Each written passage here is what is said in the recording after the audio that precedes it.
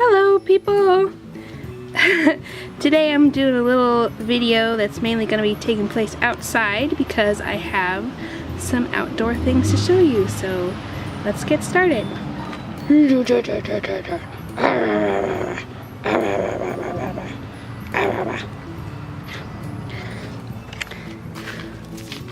One of my main loves outside of reading, writing, and drawing is gardening. I feel a little bit Hobbit-like because I love things that grow. So this is my and my mom's fairy garden. It's, as you can see, it's got little fairy figurines in it and a little fairy-sized house. We got super inspired by some Pinterest stuff and little things in garden stores, so we decided to make our own fairy garden.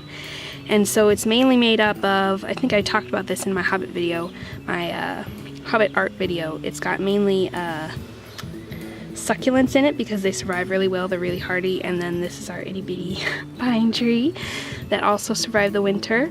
And this one's looking a little bit sickly. It's another one from this winter, and this one, and this one, and this one are ones that I just planted this spring. This guy's not looking too good. I'm not sure what's wrong with him. Hopefully he'll get a little bit better as the month goes on. We've got a little stream and a little bridge, and I made these out of clay because they're so cute. I really love toadstools and stuff. I made those little toadstools and got some little furniture. So I'm gonna be doing some updates of how this garden gets filled in throughout the summer and how the garden changes and grows.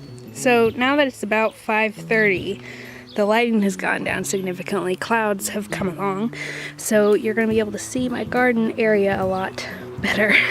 This is the junk pile next to the garden, and those over there are the raspberries that also put an end to my garden on that side. You'll see me say that we'll have to wait quite a while before anything I plant actually sprouts. But then I came out tonight to see that these little guys, these little troublemakers, have sprung up completely unbidden from the ground. These are, from the leaves you can tell they're definitely some kind of gourd.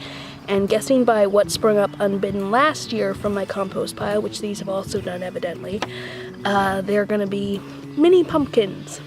So, and there's a lot of them. There's some more over here, and there's a few more scattered around this whole plot.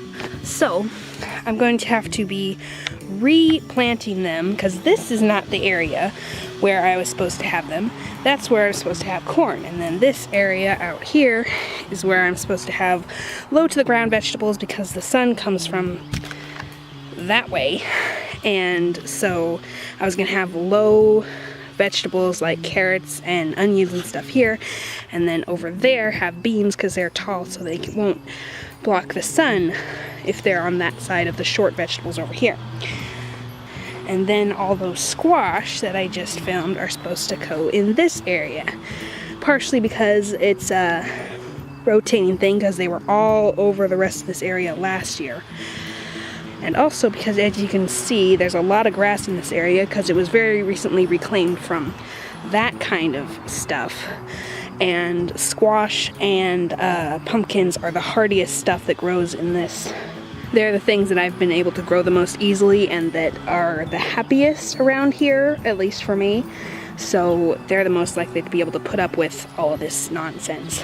So this is what my plan is for what the garden's eventually going to look like. It's a bit of a weird shape because there are raspberries that survive from year to year over here, and there's kind of a junk pile over here. This is the area that I have to work with.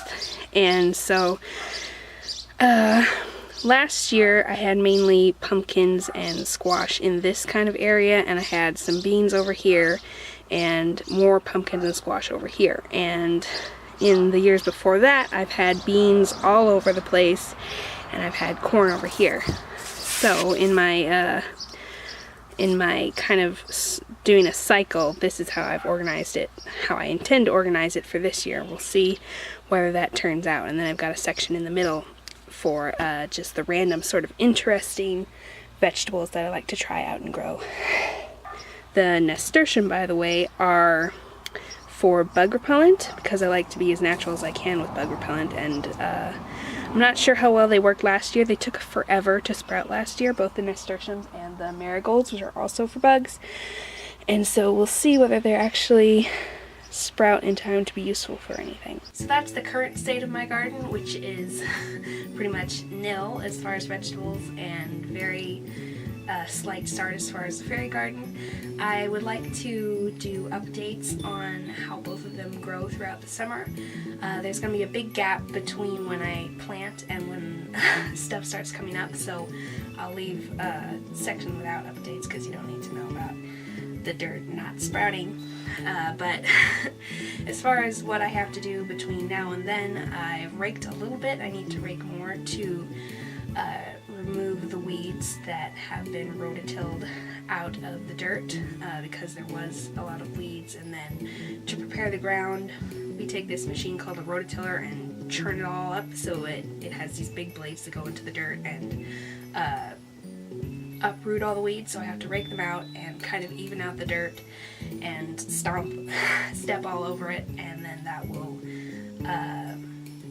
take down the fluffiness so that I can plant things in it, as well as removing the weeds, of course, makes it so it'll take longer before the weeds come back, and then my little things that I will be planting will have some time to get ahead. Although usually they don't. They usually don't sprout before the weeds start coming back, just little baby weeds. And because I love gardening so much, I just kind of want to keep a record of how my gardening goes this year and how much I enjoy it. And I'm going to be sharing that with you. So look forward to that in the future. I will see you in the next video. Bye!